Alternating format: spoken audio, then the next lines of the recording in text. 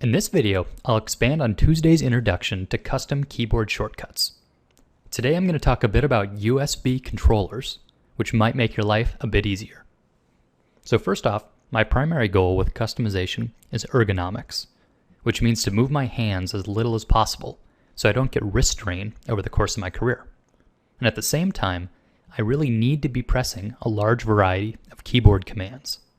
So the compromise that I found is making as many of these single key presses as I can.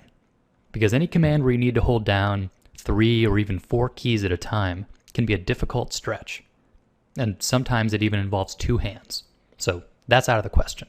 But as you can see here in the keyboard shortcuts menu, Photoshop has a restriction. Only tools, which is to say brush, eraser, eyedropper, etc., can be bound to a single key. Everything else has to have modifiers, like Alt, Control, or Shift.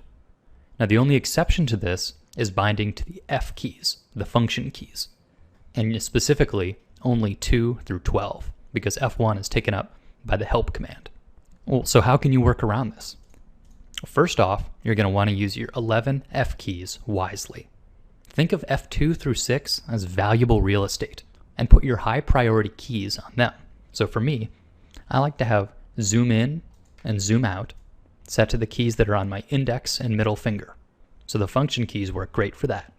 So then I got to thinking, well, how can I make more of these single button shortcuts? My answer was to look into USB accessories, predominantly ones aimed at gamers. It turns out there's a huge variety of devices which have a bunch of programmable buttons. In fact, they come with software that allows you to program what each button does. For instance, one of those buttons could represent holding down Control, Shift, and T all at once. So right there is your solution to the Photoshop limitation.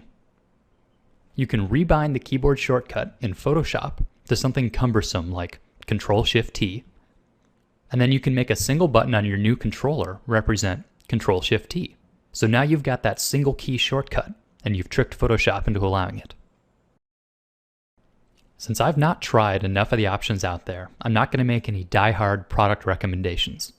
I just encourage you to read about the user-friendliness of the configuration software. You're probably going to be spending a lot of time binding these buttons, so it'd be a pain to do it in some unfriendly software.